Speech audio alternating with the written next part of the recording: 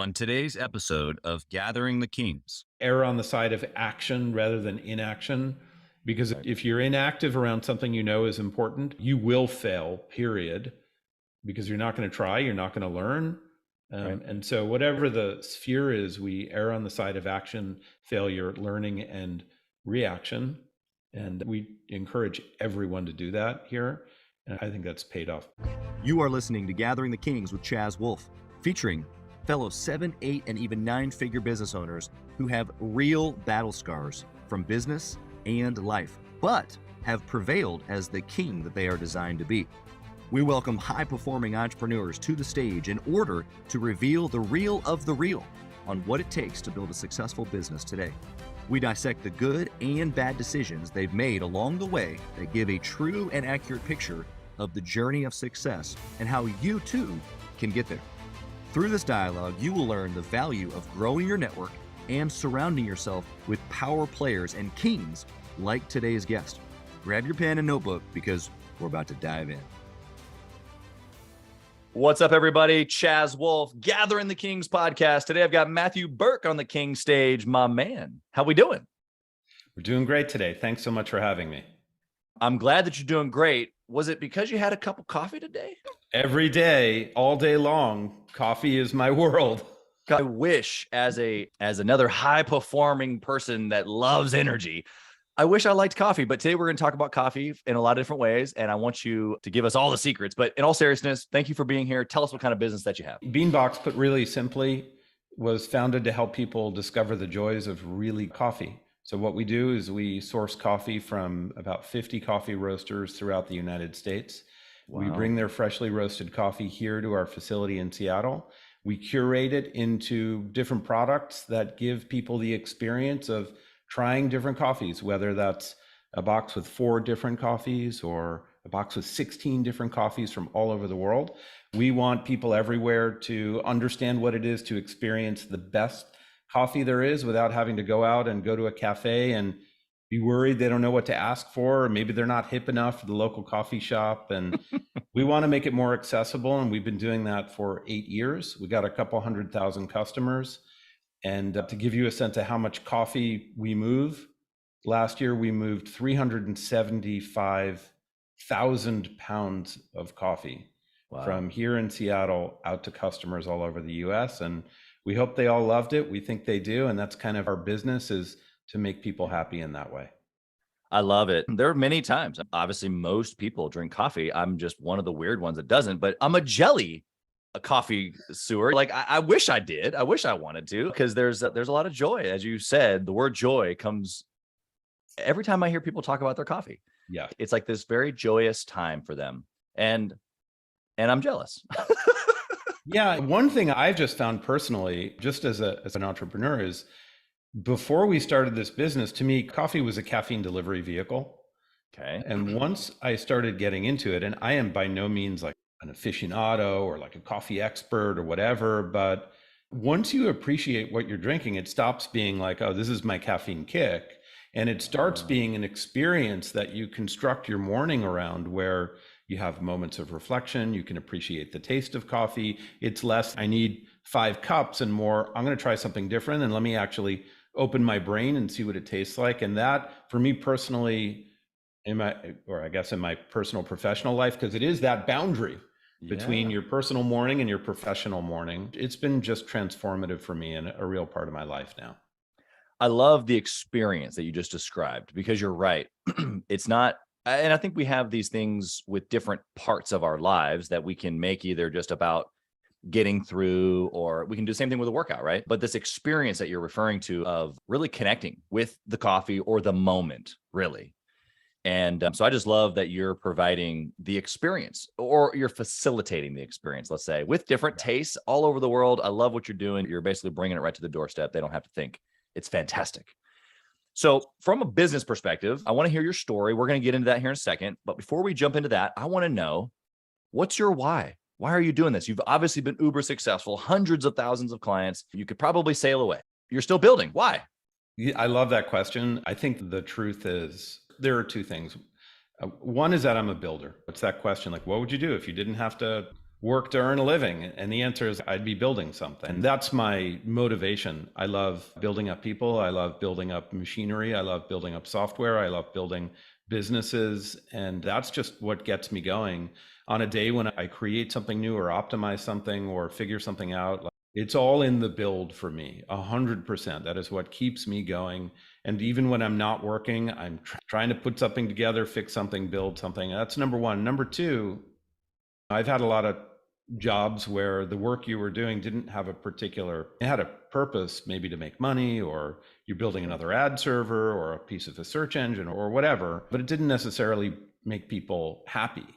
And so what I love about this business in particular is like, we have an explicit product brand positioning that's all about making people happy with the product. And that extends to the folks who work here. We try and make this a joyful place. And I probably keep repeating that like a mantra. It's all about the joy. It's all about the joy. But for me, that's the second thing, is like, if you can find work that centers around people being happy, that's a pretty good way to live your life. And this business provides that for me. So number one, the build. Number two, the joy.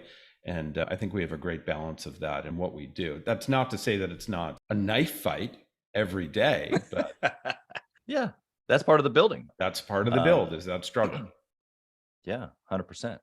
Okay, so you're a builder. I love how you talked about even building your team and building joy into the business and the team. I think that a lot of entrepreneurs listening today, myself included, desire those things like you do.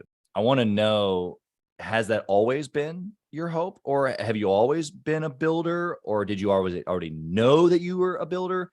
Has this been a recent thing? Give us a little bit of the background on the mindset.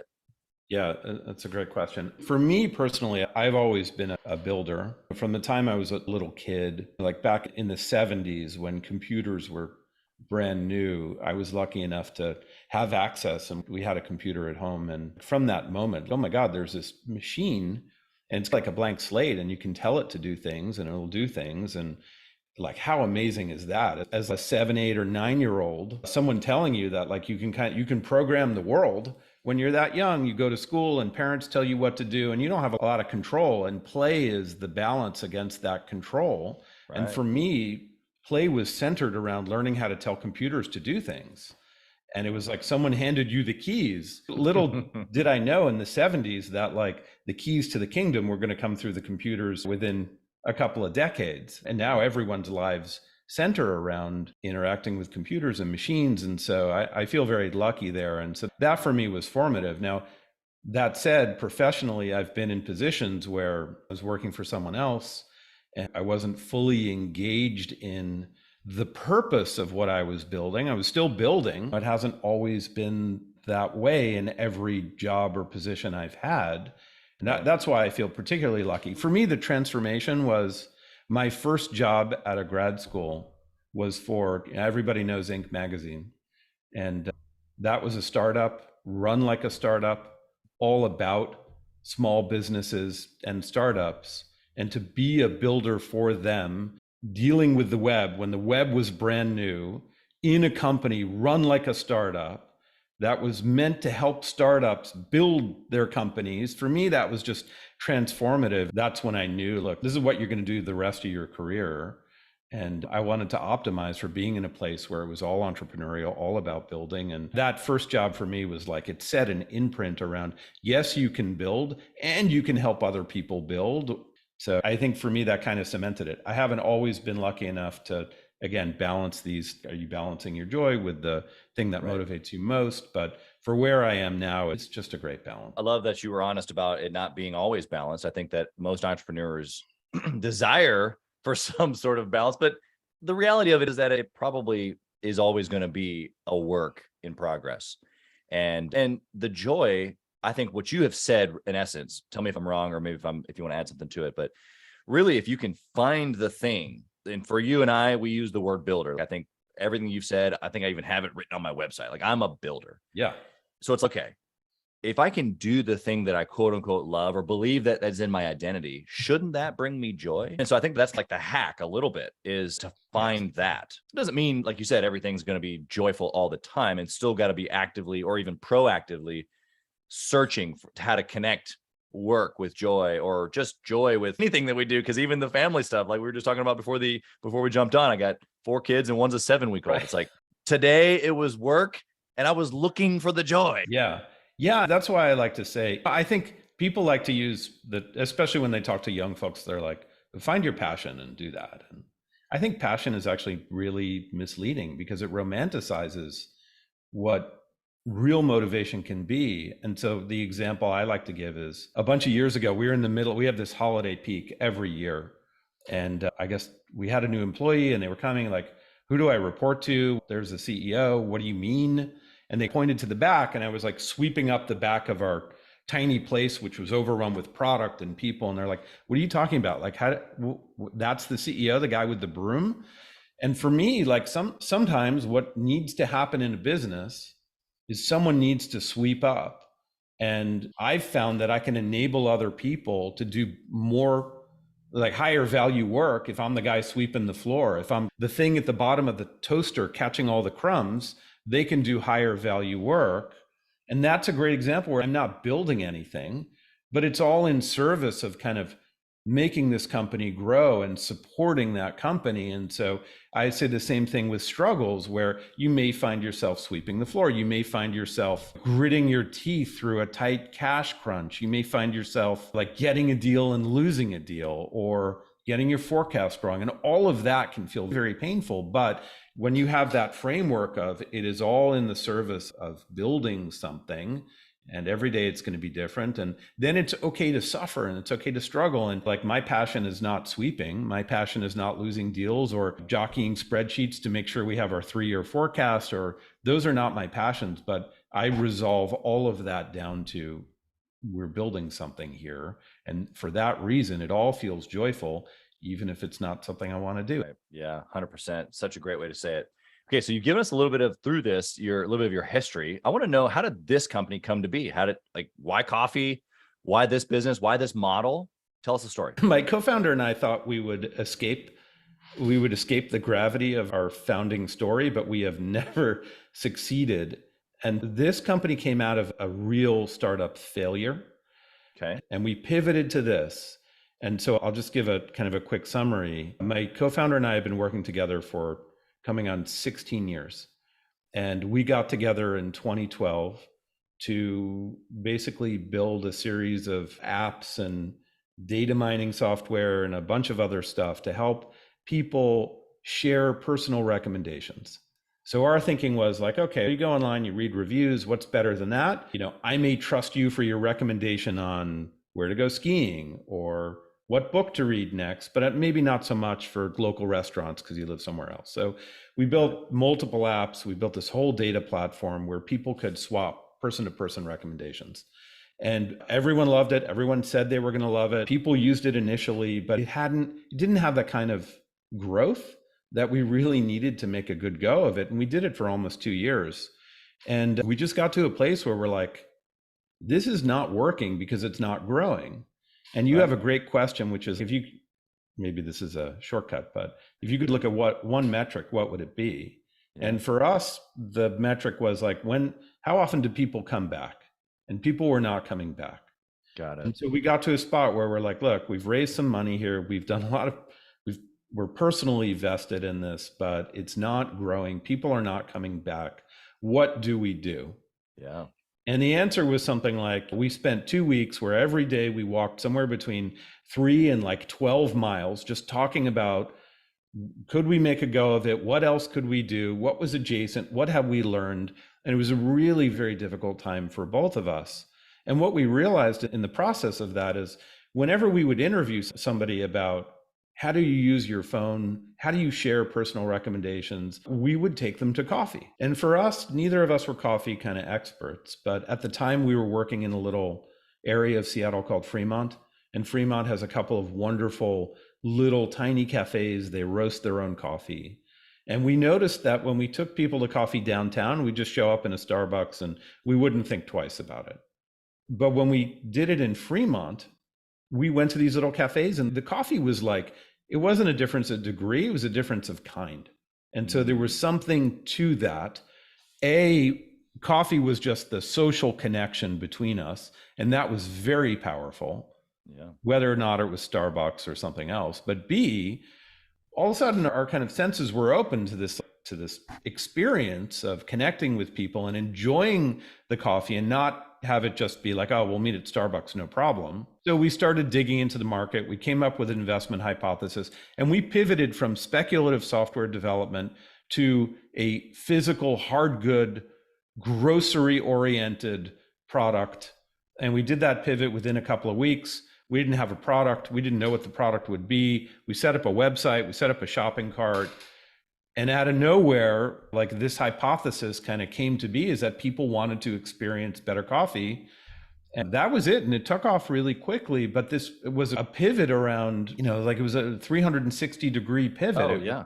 It was bizarre. And we've never escaped the gravity of that story, because it shows you like you can take something that is, you can admit that it's a failure, right, and learn something from it, and it can springboard you into an area you never would have imagined going into. Yeah. And 8 years into it, it's, as I said, it's been really transformative for all of us. I heard several things there. Thanks for sharing the struggle piece there. We all have those moments. To hear a guy like you make such a successful pivot, you would never have to tell that story. You could have said, my co-founder and I, we started meeting with people in a coffee shop. We had this great idea, and you could have this very flowery story. But the fact that it stemmed from a failure is actually that much more powerful, but you first have to be vulnerable. And so I want to just point that out to the listener, is that, of course, if you've listened to this show at all, we literally ask for a failure or a bad decision. So we all, at this point, you've known that this is what it takes to be uber successful. But I still think that we feel like we have to portray this, I'm perfect all the time. Or if I have a failure, then I get stuck. I was just talking to somebody just yesterday, and they know this concept that in the failure, the reality isn't necessarily the failure. It's the fact that you get back up, learn what happened, dust yourself off, and you keep going. As long as you pick yourself up more times than you fall, then you keep going, you win. And that's such a simple concept, but we forget it in the moment. And so when you guys were like really nitty gritty in that, was there talks of just throw it away, we don't know what to do, or was it always what's next? Give us the thoughts there. Yeah, we had raised some money. We had a little bit left. But for us, even before we went back to our investors and said, hey, we're doing this really bizarre pivot, it was I think where people get confused, and we really muddled through this but came to clarity, is people focus on the failure. This failed. It did not work. What we thought was going to work did not work.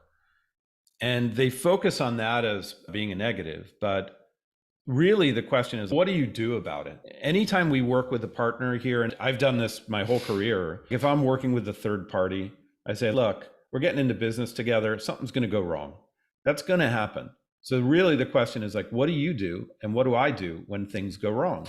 And if you can agree around that it's going to happen, but what's important is how you move through it, then you don't look at failure as failure. It's just like, oh, this didn't work, we redirect. And so I think that was where we landed. And then we went back to our investors and we said, look, we're resolved to do a hard pivot, and a bizarre one.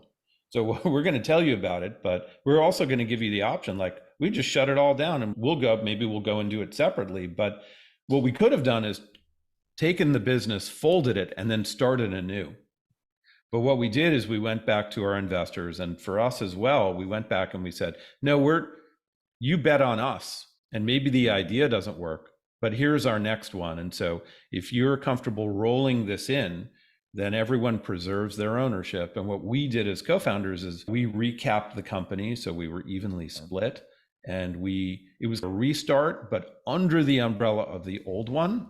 Yeah. And so literally, rather than saying, close this down and start anew, just the content of what we're doing is different. And that's really hard, like to be known as a software guy, and to go back to all the people who think highly of you and say, yeah, it's kind of like, we're sure there's going to be tons of software and it's going to be technology focused, but now we're going to sell coffee. And they're like, what are you talking about? You're a software guy. That's your whole career. Like we bet on a software business. And you're like, yeah, actually, like there's something really here in coffee. Like just give us enough rope to hang ourselves and let us play it out. And that's what we did. And that was also hard personally. I think I had a lot of fears about My career is all about software. I'm known for this. Everyone who trusts me around these specific things. What am I doing selling coffee? And the answer is that's perfect. It worked out perfectly. But getting into it, you wouldn't imagine that I would end up selling coffee to people. Yeah. And I'm sure that your skills that the people have trusted you in for so long have come to use, I'm sure, in many different facets when it comes to software and marketing and all the things that it takes to run a business successfully in an online space like what you have. And I think that it comes full circle. And I think that's maybe the last little piece here before we move on is that, of course, in the failure, if we can look back and we can learn, it's great. But then the things that we pick up, and even in the moment, you can look back. I can think of some specific circumstances in my own life where I look back and I'm like, okay, I don't know exactly, or maybe I thought it was this one thing that I was supposed to learn. And it was good. But it was years later, I look back again, I go, there was that other thing too. And I've been using it this whole, didn't know it. So I think that there's a word there. You want to add anything to that before we move on? Yeah, I would just say I've been doing e-commerce for a really long time. But what I never imagined about e-commerce, especially if you're manufacturing your own product, e-commerce it's the opera of the software world. And the reason is that it has every one of these components. You have to be good at all these different, or you have to build a company that's good at all these different things about sourcing and supply chain, about production and manufacturing, about inventory and moving product, about shipping, about your catalog, about your integrations, about weird things like postage and carriers. And it's like all of these things batten around a product. And e-commerce, when you do it end to end, requires competence in 25 different things. Yep. As opposed to if you're moving bits and electrons around, there's a lot of complexity, but you don't have to master moving things in a warehouse or moving them from warehouse to warehouse or production flow or food safety. So to me, it's like all of these different disciplines bundled into an overall work, which is how do I source product, make new product, and get it to my customers in a way that gets them happy. And that's a multidisciplinary challenge. Yeah, it sounds like just a perfect fit for a builder. Yeah, that's right. I'll get all my materials, all the things I need to learn, and let me put it all together to create something. Okay, I want to know of that good decision. Obviously, you just highlighted a pivot, but maybe once you pivoted, what was a good decision that you made in the coffee business specifically that has really enabled a lot of success that may be duplicatable for the listeners?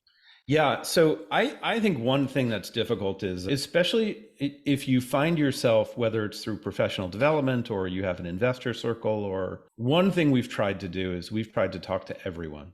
So even if we're not raising money, we talk to people in VC. We talk to angels all the time. We talk to people who are in similar businesses. Every time we can be helpful, like we try and triangulate what we're doing and how we're doing it all the time. Yeah. And I think something that we've found is that, especially among investors, they want to pigeonhole you. And that's because if you're going to invest in something, it has to be clear and simple and legible. And you got to be able to page it forward and predict it and value it. And like I think one of the best things we've done is from the very beginning, what we heard from a certain type of investor is like, oh, you're a subscription company. You're a coffee subscription company. And so you need to worry about things like retention and churn and your ARR. And they turned us into a software as a service company, and we're not. And so in the very beginning, we thought, oh my God, if we're going to sell coffee subscriptions, like we got to worry about that. We have 100 subscribers. So like they're going to churn. There's nothing you can do about it.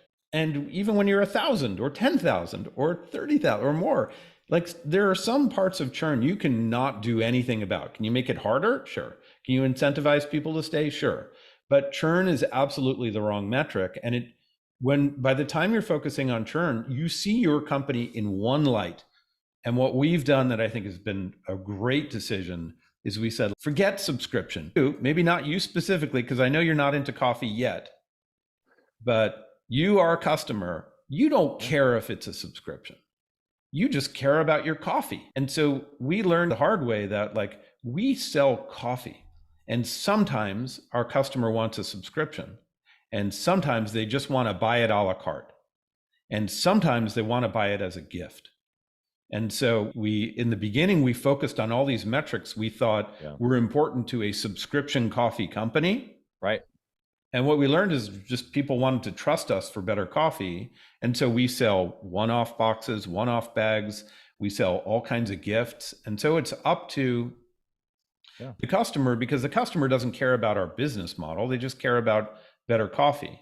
Yeah. And so that has enabled us to do all kinds of things that if we had just said, like, how do we optimize for being a subscription company, we would be out of business. The complexity and simplicity of what you just said really has my mind just hitting on like 17 cylinders right now. I want to ask so many questions all at once. When you said an investor mindset really tries to pin you down, and that's really what it was. They want to niche you into a coffee subscription business. So number one, they can understand what they're investing in, what the return is going to be. That makes sense. There's a lot of business advisors or gurus that would say you have to niche like that. You have to pick. You gotta be, you're either subscription or you're a la carte, or you got to really narrow it down so that way your marketing can be super clear, which I agree with those things. But I actually feel like you took it one layer even more simple, which some people might look at and say, you actually complicated it because now you have a la carte and you have gifts and now you have subscriptions and you have this huge menu now. But I actually think you simplified it one more time and said, no, we're just a coffee company. We're not a coffee subscription. We just sell coffee. And lots of people like to buy coffee in different ways. And maybe you don't service all of those ways, but if you're about a coffee experience, I want to know, where do I go for a coffee experience? I go to the Fremont Cafe. That's what you want your customers thinking about you. It's not necessarily, where do I get my subscription from? That's right. And I think if you're an investor, you would see the world as like, this is a subscription company. I know how to measure that. I know how to guide that in its growth. I know how to value that.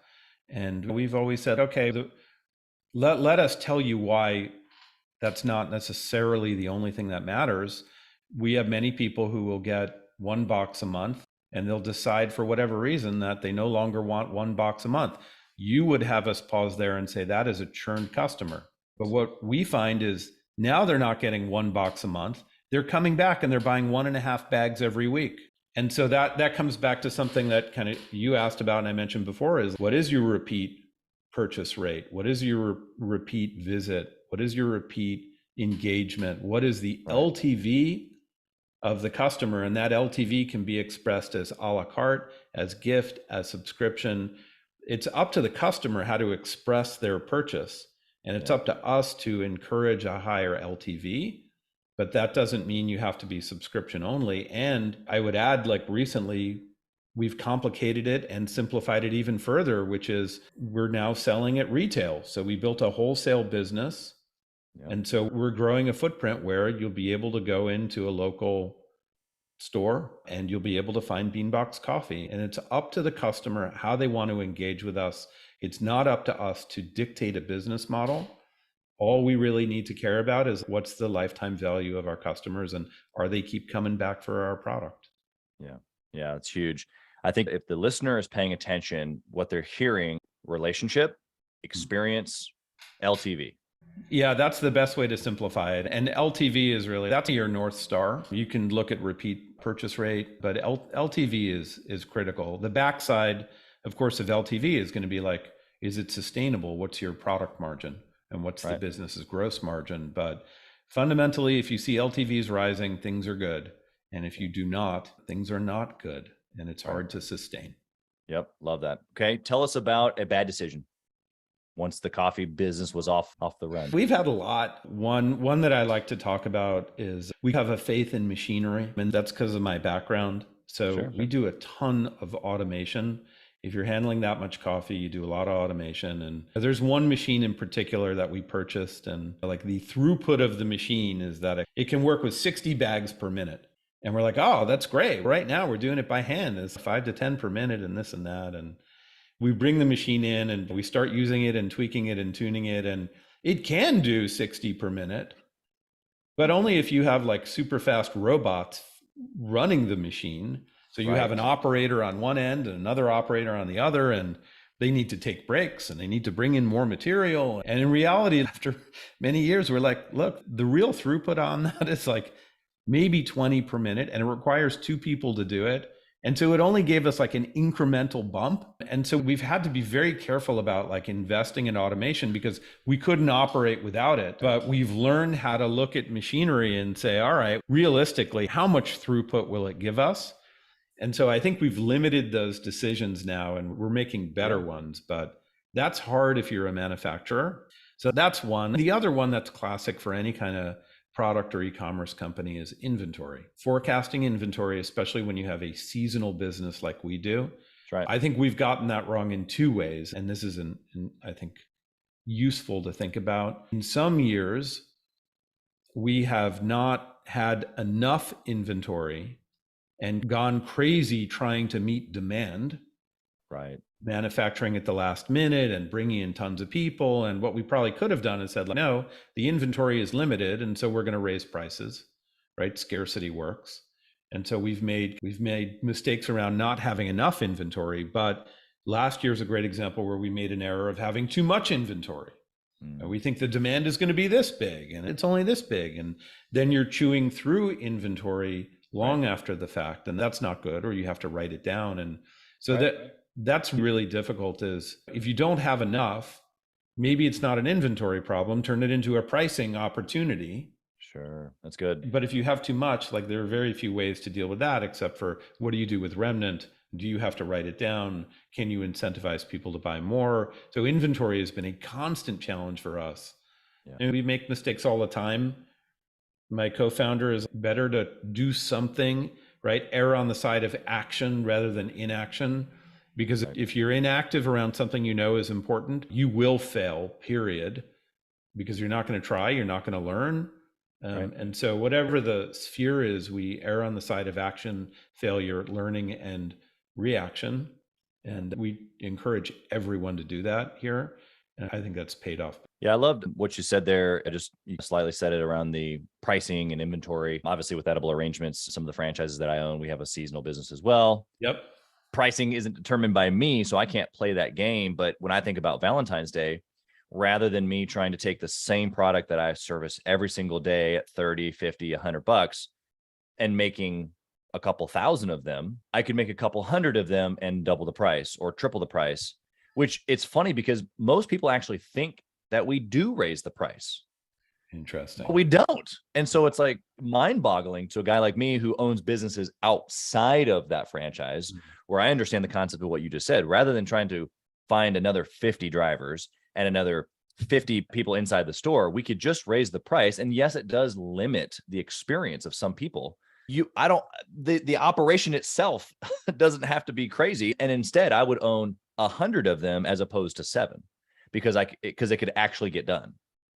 Yeah, it's interesting. We were talking before about what's your character and how fast or frenzied do things move versus slow. And there's a quote, I think it's from Henry Ford, and I won't get it right by any means, but he basically says, to most people, if they visit a factory and there's frenzied movement and tumult and things are going to and fro and everything is moving fast and there's noise and they think that's a productive factory. And he says, no, in reality, the most productive factories in that case, they're quiet and they're methodical and nothing is rushing from point to point. And I think that's true, not just with like physical space and manufacturing, but with sort of the operations of the business. Right. You don't have to go crazy to meet demand by over manufacturing. There are other economic levers to pull, like pricing or discounting in the case of over inventory.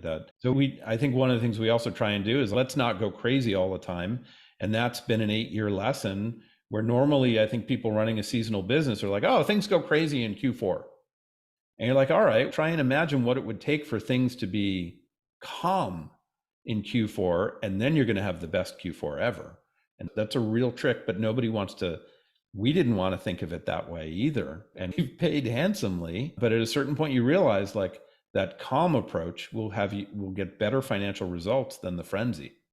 Yeah, 100%. Like you said, we were talking about that before the recording button got hit, but some of that poise really is what we're describing. Yeah. Is you can be engaged, you can be hustling, things can be moving, you can be a factory producing things at a high level, but there can be poise, there can be a flow that doesn't have to be chaotic. And I think that for the listener right now, they're not at 7 figures, they're trying to figure out what that looks like for them. I'd love for you to take that moment before we move on to the speed round real quick here. How does the listener today, who is probably in a chaotic environment, they're wearing too many hats, they're overwhelmed, they're stressed, they're all the things, right? Like we've both been there where we're wearing too many hats, we're doing too many things.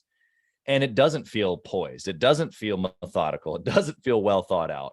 What would you say to that person? Yeah, that's part of the game. What we found is our business has gone through what I call phase shifts, and the chaos looks different as you phase shift from one mode to another. And similarly, like your constraints and your bottlenecks, they move from place to place in your business. And so I think getting comfortable with the idea that there's always going to be, again, like bottleneck, constraint, chaos, Sure. Yep. but as long as it's not everywhere, what you find as you phase shift is that those things move around. So at one point, cash may be a constraint. Another point, it becomes strategic. Similarly, like manufacturing could be a constraint, but then it can become like, oh, we can manufacture all the stuff we'd ever need. You go through these different phases. The way I like to see it is, I told you I got my start at Inc. a long time ago, and they had this great little picture. I think it was from it might have been from one of their first issues. It was a picture of a guy sweating, sitting at a desk. It was like a little cartoon. And he's wearing like 20 different hats on top of one another. And one says manufacturing, and the other says marketing, and the other says accounting. And that's when you're building a business, like you are going to wear many hats. It's important to know that the founder and CEO needs to wear the most hats. They're very small or partial hats, but the other folks in the business need to be focused on one or maybe two hats. And I think if you build a business where everybody has lots of hats, that's very chaotic. Yeah. So I would just look at growth as through the lens of different parts of the business are going to come into focus or shift around whether they're a constraint or an opportunity or strategic. And that's okay.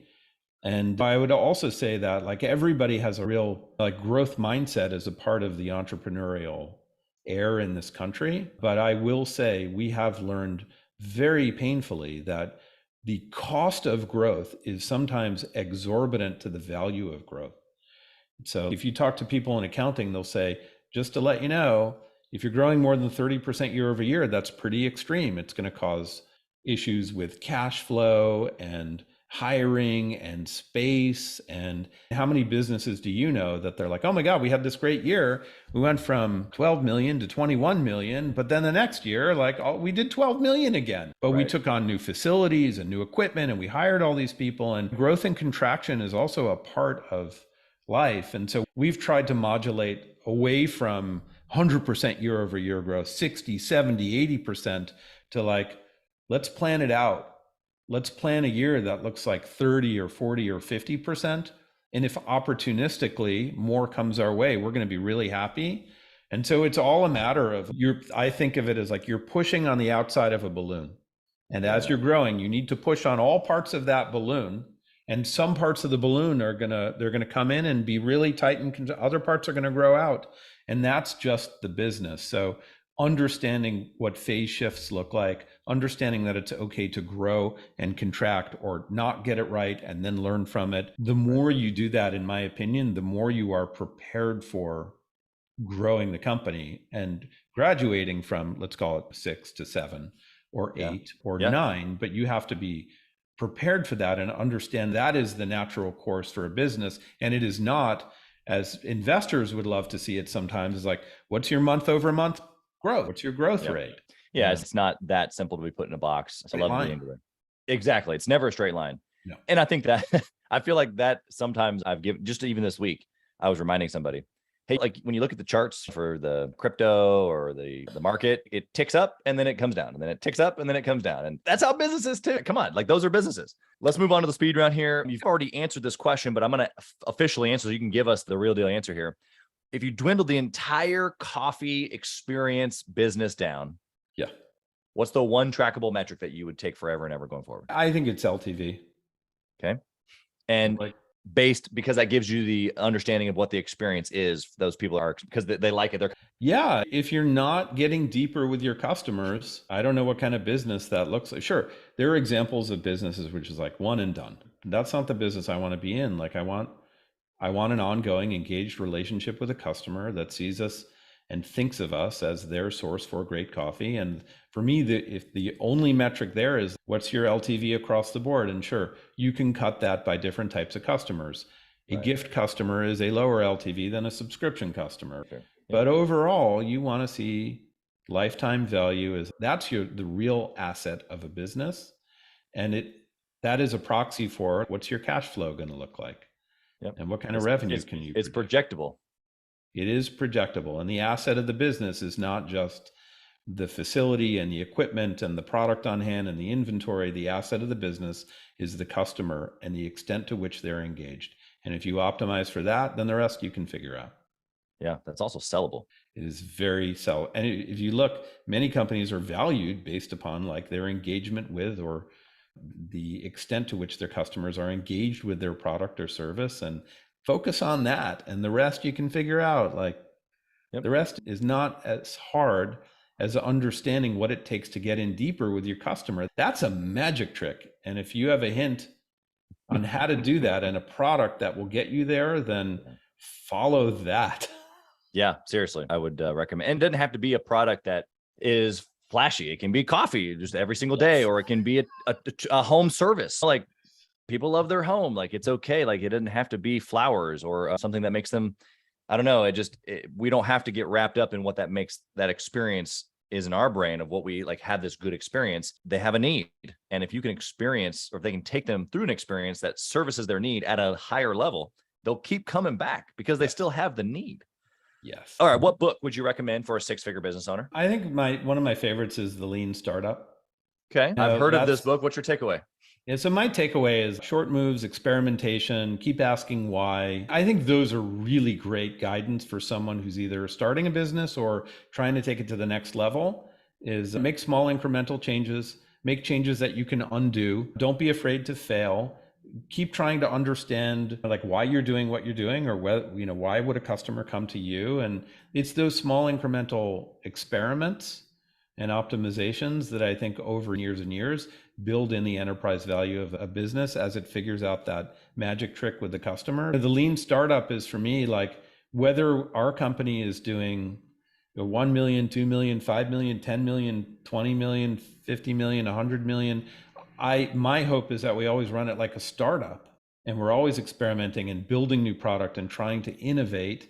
And so I love that book for that reason, is that it orients you not around like this is the business of running a business, but this is the business of building a startup. Yeah, love that. I have to check it out. We'll put it in the show notes as well. What do you think about intentionally networking or masterminding with other entrepreneurs? It's great. As I said, we try and talk to everyone. And so it could be a new vendor. It could be someone who's referred to us by an investor. Our MO is you talk to everyone, period. And so we're constantly on LinkedIn. We're constantly making connections like, oh, you're in the coffee space. I'm in the tea space. Let's just get on a call and see what you learned. Did the iOS shakeup hurt you? Or like, how's Facebook doing as a source of new customers? Or like, where did you get that tea from? So for me, we use LinkedIn a lot. We're always meeting with people, whether here or just virtually. And then we rely on our investors to introduce new people to us. So that networking is a big part of, I reserve a chunk every Friday to do that. And so if someone reaches out to me, I'm like, all right, let's take 20 minutes on Friday. And Friday is kind of like my reach out and connect and learn from people day. So that's how we approach it. That's good. Okay, I got one last question here for you. Matthew, if you lost it all, what would you do? I'm not sure what all means. All. I'd start another business, but I think again, I don't know what all is, but I can always go back to writing software. I want to build things that have all these different cross-disciplinary things involved with them. Again, like inventory, manufacturing, supply chain, delivery, all of that. Because I love moving from thing to thing and building it all. But I think if all of it went away tomorrow, I would either try and recreate that by starting another business, or my training is in software. And I am thrilled writing software all day, every day. But this type of building in e-commerce around coffee in a way that makes people happy, like it doesn't get better than that. Yeah. Love it. How can the listener connect with you? How can they find your coffee? Maybe they want to try some. They want to get a subscription. Yeah. How can they find you? So we have a special code like everyone else. It's Beanbox Fam, F-A-M. So Beanbox family. And I think it's 15% off. I'll make sure it's good. You can use that at beanbox.com. That's where you'll find us. If you want to reach out to me, just ping me on LinkedIn, Matthew Berk. You can also send a note to Matthew@beanbox.com. Again, we always love conversations from which we'll learn and hopefully they'll learn. And I would say happy caffeination to everyone. I agree with you. You've been just a great guest and great mindset. I've enjoyed the conversation. Too. We wish you nothing but success and blessing in your family, your business, all that fun stuff. So thank you for being Same here. to you. Thanks so much.